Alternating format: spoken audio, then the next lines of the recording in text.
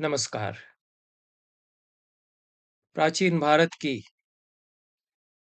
विदुषियों और महिला कवियों अथवा संस्कृत साहित्य में वर्णित विदुषियों, दार्शनिक महिलाओं, ब्रह्मवादिनियों और महिला कवियों पर चर्चा के क्रम में हम आज भद्रा कुंडलकेशी और नीलकेशी इन दो पंडिताओं की विदुषियों की चर्चा करेंगी। दोनों वैदिक परंपरा से बाहर हैं। दोनों का संबंध बौद्ध धर्म, बौद्ध संघ अथवा जैन धर्म से है।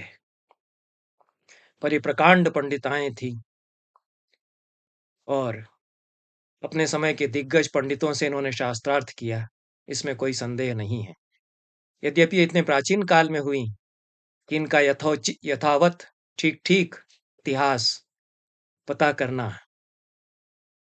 असंभव ही है। बौद्ध साहित्य में, जैन साहित्य में और तमिल वाङ्मय में विशेष रूप से इन दोनों के उल्लेख मिलते हैं।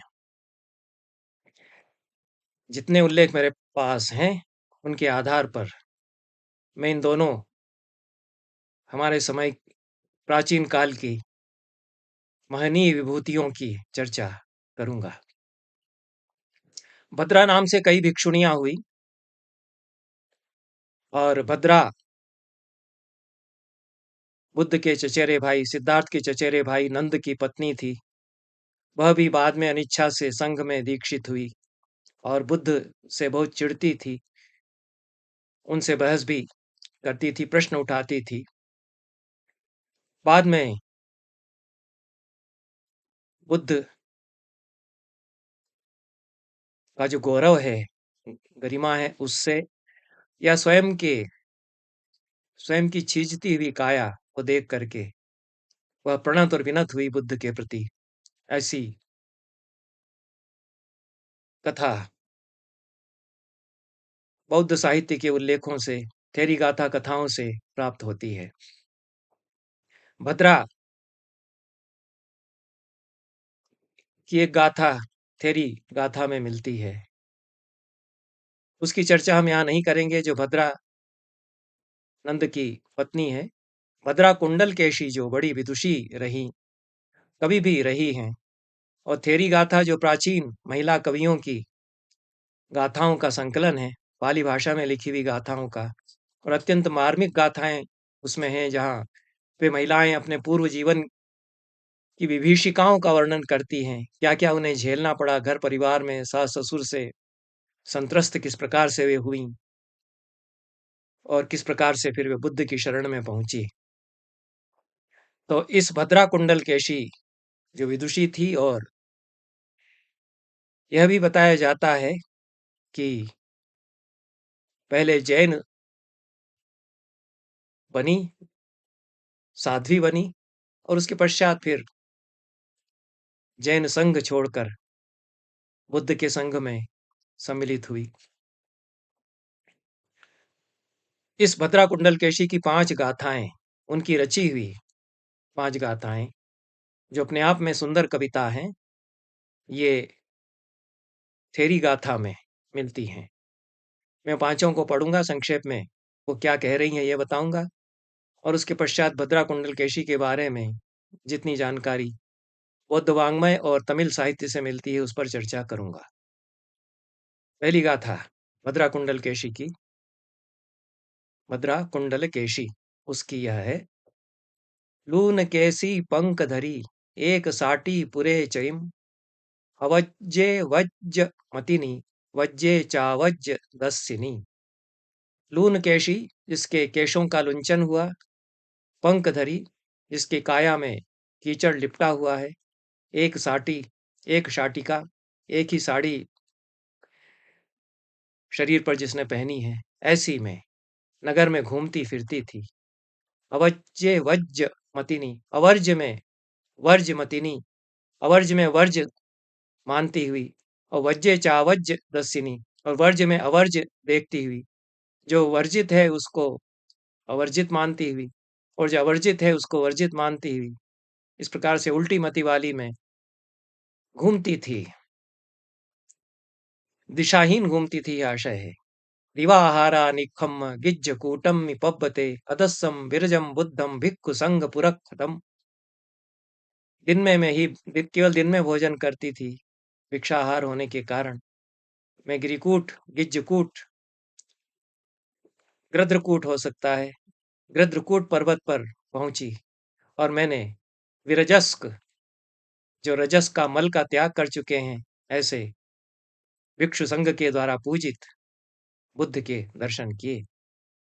निहच्च जानुम वंदित्वा सम्मुखा अंजलिम अकम ये ही बद्येति माम अवत सामे सासूप संपदा। मैं घुटने के बल बैठी, उनका वंदन किया, उनके सम्मुख मैंने अंजलि बांधी। उन्होंने ए ही भद्दे, आओ भद्रे, ऐसा उन्होंने मुझसे कहा।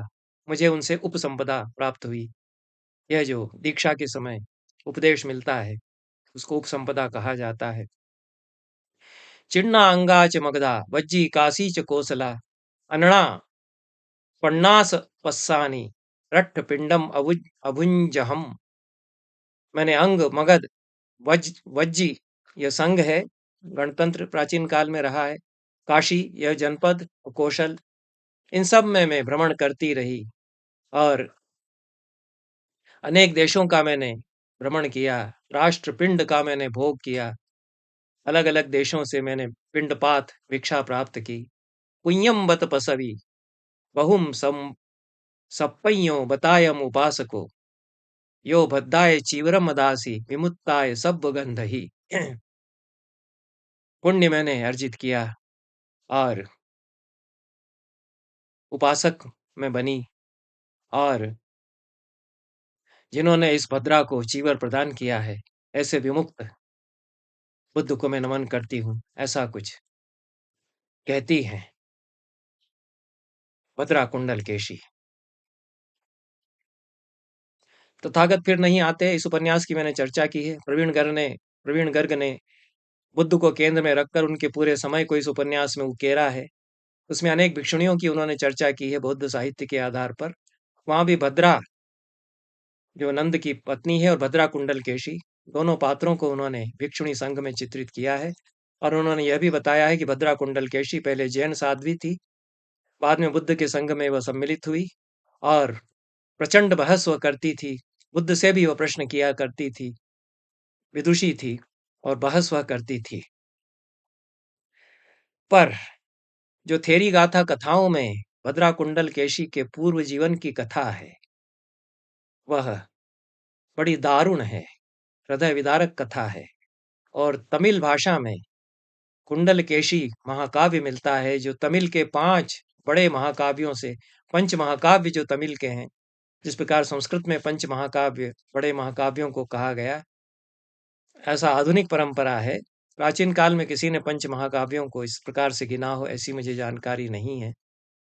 यह सब आधुनिक विद्वानों के द्वारा की हुई, खड़ी की गई कंस्ट्रक्ट्स, अवधारणाएं हैं। तो तमिल में 5 महाकाव्य प्रसिद्ध हैं, शिलप्पदिकारम, मणिमेखलई आदि। उनमें से अंतिम महाकाव्य यह कुंडल केशी था, जो कि पूरा मिलता नहीं है, लुप्त हो गया है। इसके उद्धरण अनेक ग्रंथों में तमिल के मिलते हैं। उसके आधार पर इसको रेस्टोरेशन, पुनरुद्धार और रिकंस्ट्रक्ट किया जा सकता है, पुनर्निर्मिति इसकी कुछ की जा सकती है। और क्या कथा इसमें रही होगी कुंडल केशी इस महाकाव्य में।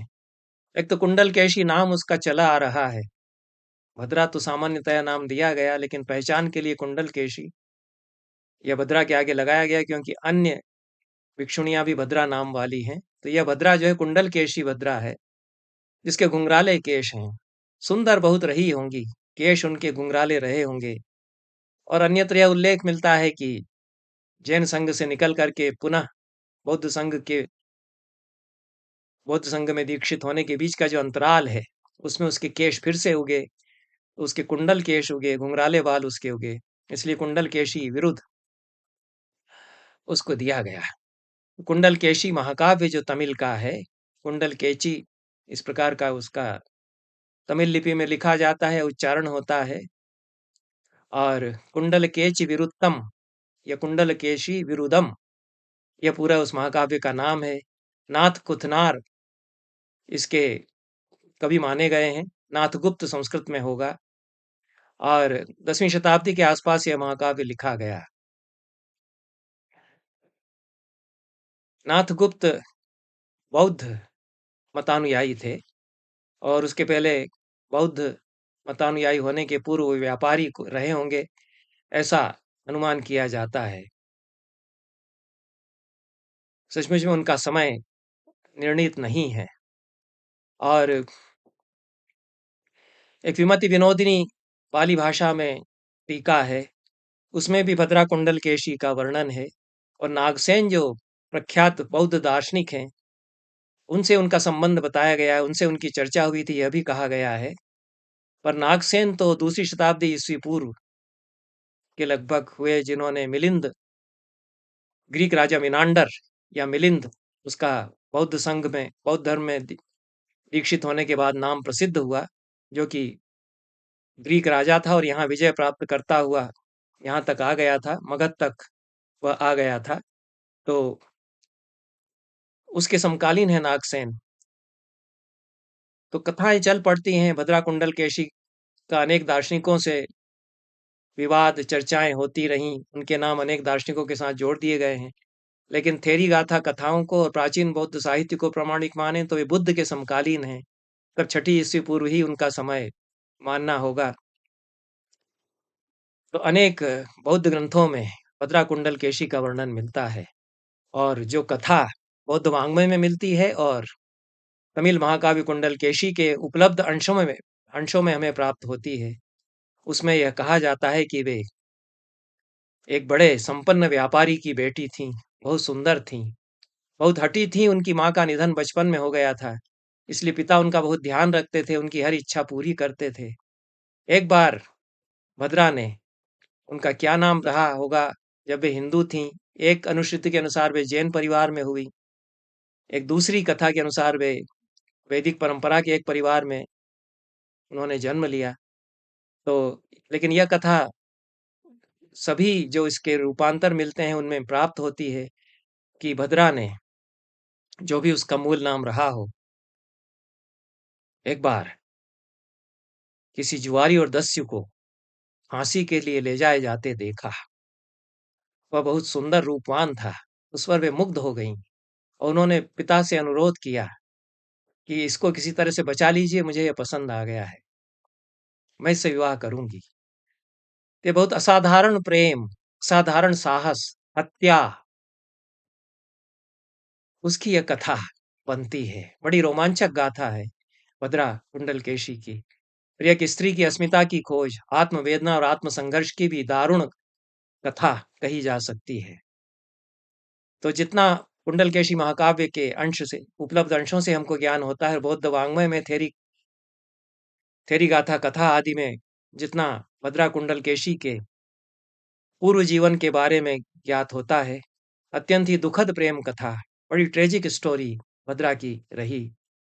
पिता तैयार हो गए, क्योंकि पिता वो राजा बहुत मानते थे, वे राजा के अमात्य भी थे, राजा उनसे सलाह लेते थे।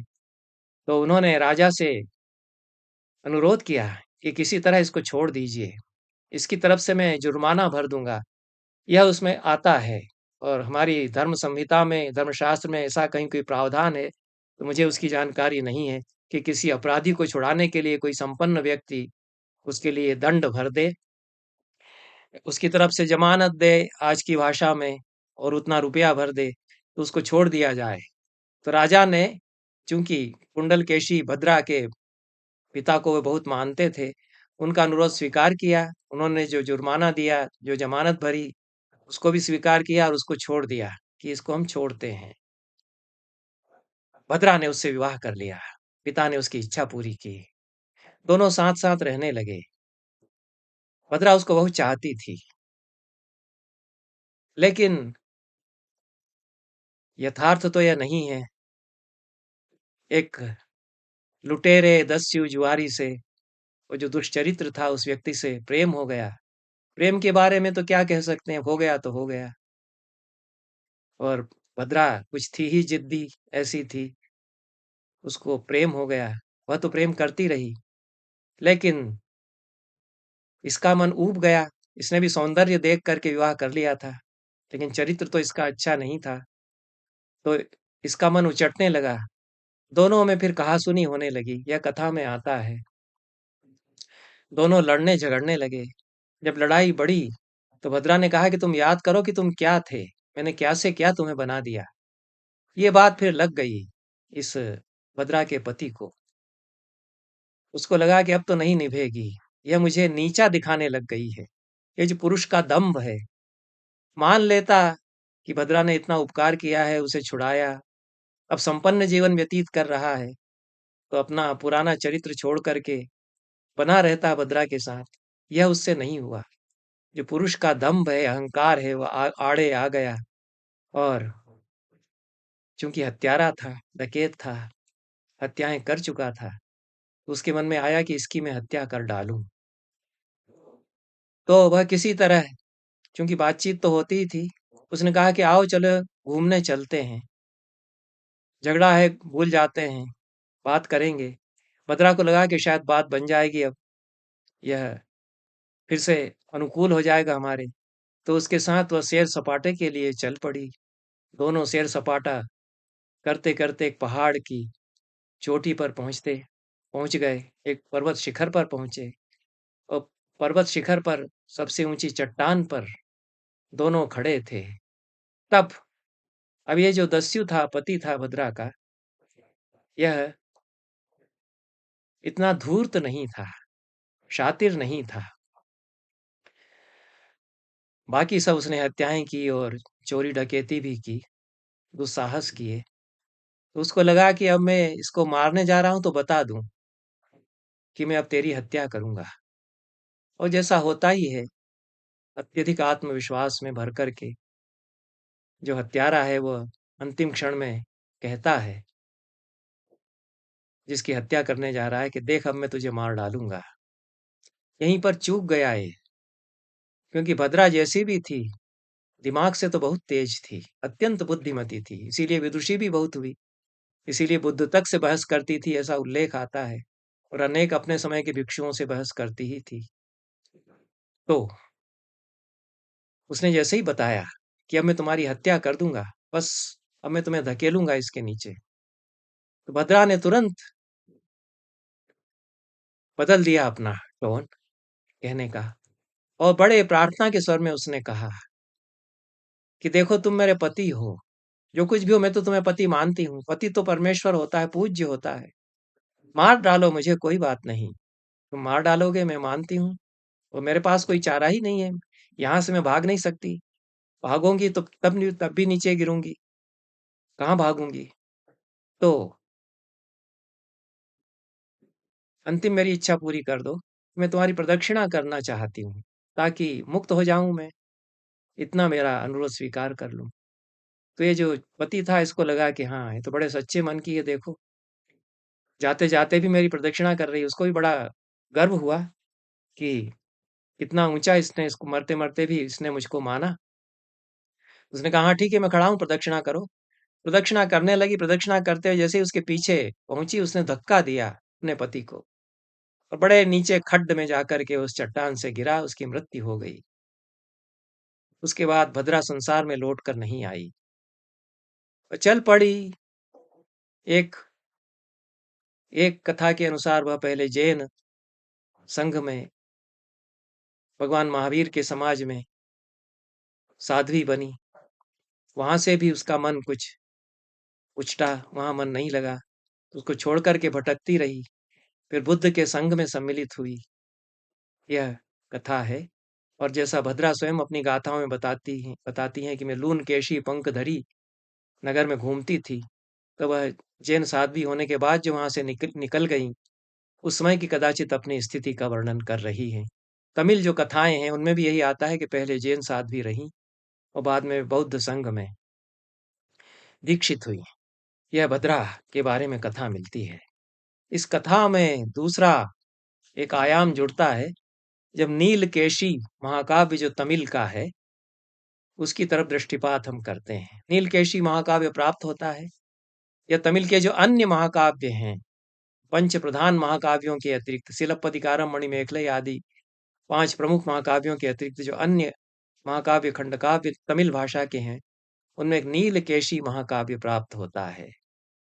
और इसका मैं तमिल तो नहीं पढ़ सकता, अंग्रेजी में रूपांतर मैंने जो प्राकृत भारती जयपुर से छपा है उसको पढ़ा।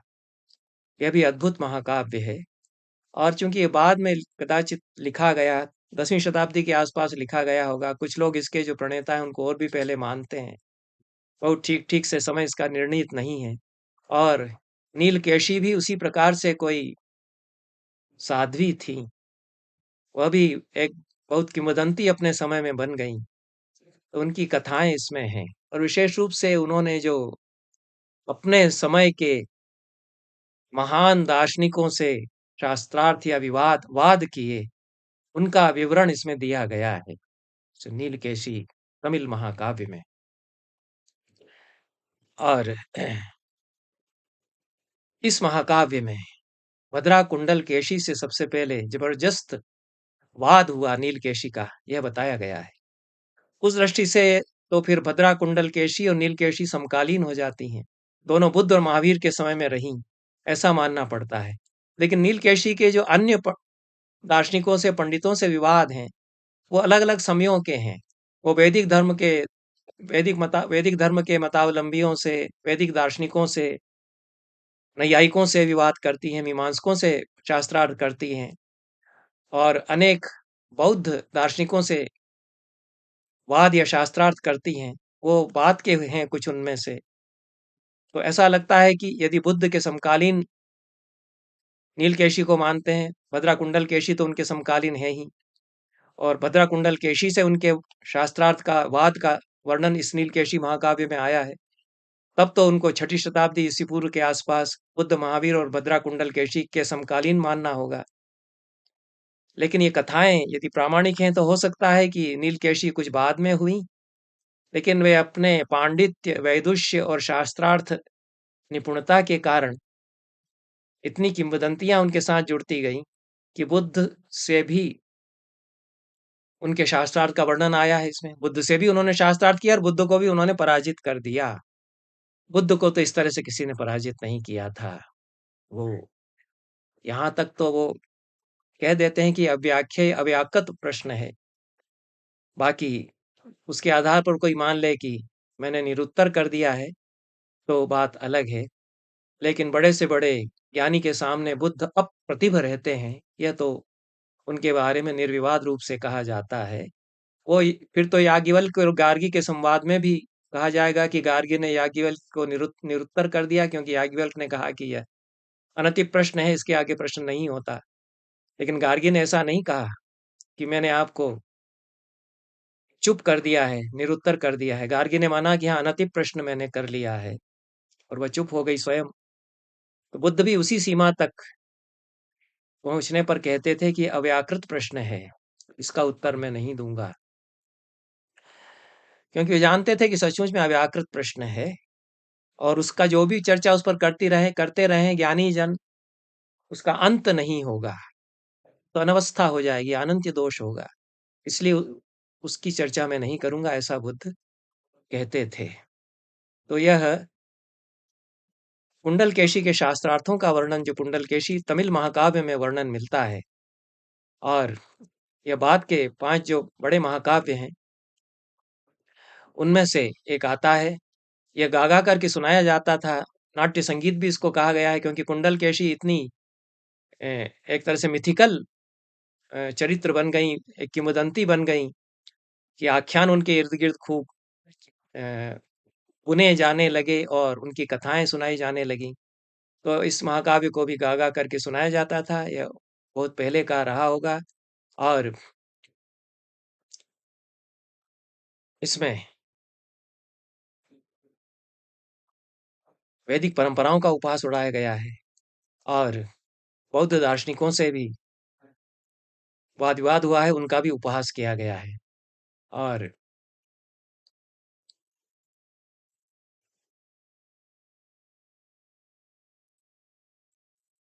भद्रा कुंडलकेशी के जो शास्त्रार्थ हैं, उनका भी वर्णन जितना अंश मिलता है कुंडलकेशी प्राचीन महाकाव्य में, उसमें मिलता है।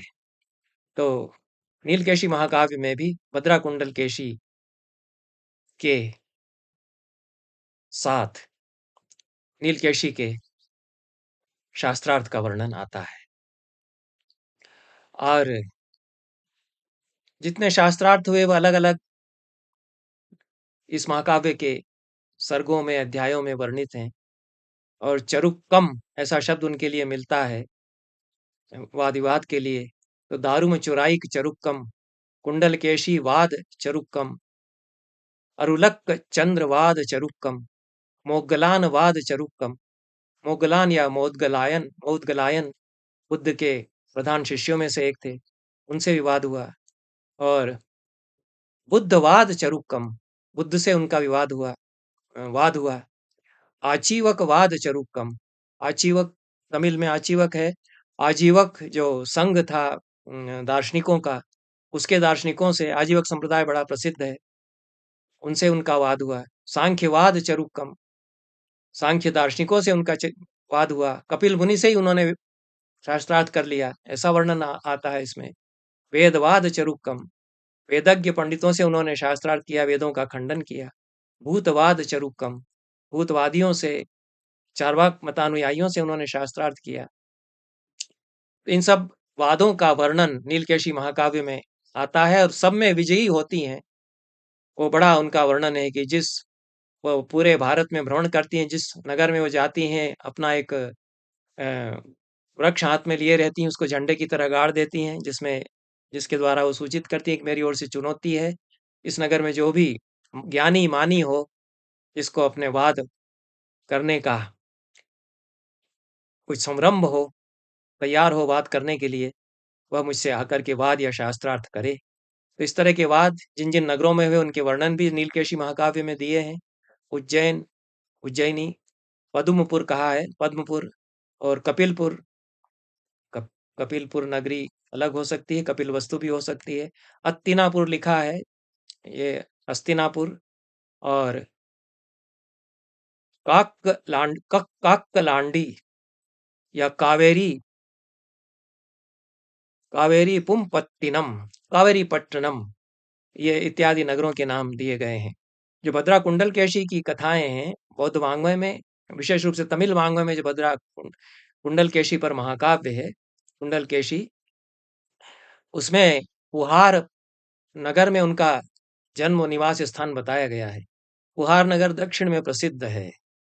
और सिलप्पदिकारम महाकाव्य के जो नायक नायिका हैं वे भी पुहार नगरी में रहते हैं और वहाँ चोल राजा राज्य करते हैं, उनका वर्णन सिलप्पदिकारम में आता है। तो यह प्रसिद्ध राजधानी थी पुहार नगरी, वहीं पर इनका समय बताया गया है। अब ये किस प्रकार से बुद्ध और महावीर वैशाली में और कपिलवस्तु में, बुद्ध कपिलवस्तु में, महावीर वैशाली में रहे। उत्तर उनका क्षेत्र प्राय रहा है उत्तर पूर्व का भारत, और दक्षिण के नगरों को एक तरह से स्थान बता दिया गया है इन पात्रों का, जो कि बुद्ध और महावीर के समकालीन है। और उनके एक उनमें से बौद्ध संघ में रही भद्रा कुंडलकेशी अंततः जैन संघ छोड़ने के पश्चात, और दूसरी जैन साध्वी थी ही। तो वो दक्षिण के नगरों में उनको स्थापित किया गया है।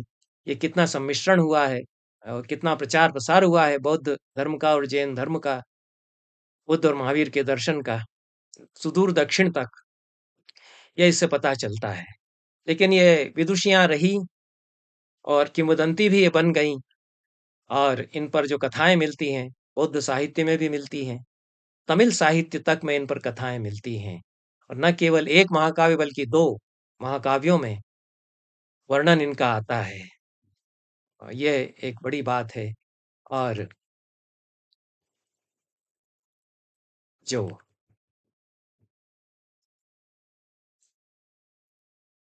हम कह सकते हैं अंत में कि एक स्त्री के अप्रतिहत संघर्ष कोई दोनों विदुषियों के जो चरित्र हैं वो स्थापित करते हैं। और एक बड़ी महागाथा विशेष रूप से भद्रा कुंडलकेशी के चरित्र के द्वारा सामने आती है। एक संघर्ष दारुण जीवन गाथा, छल की कथा, चले जाने की कथा, वेदना भी उसके साथ और साहस, प्रचंड साहस और चुनौती को वर्ण करने का साहस, अंत तक जूझते जाने का साहस, यह दोनों ही विदुषियों के चरित्र में आता है। द्वितीय चरित्र ये रहे हैं और ये रहे होंगे इतिहास में, निश्चित रूप से। यह मैं कह सकता हूँ। बहुत-बहुत धन्यवाद। सभी को नमस्कार।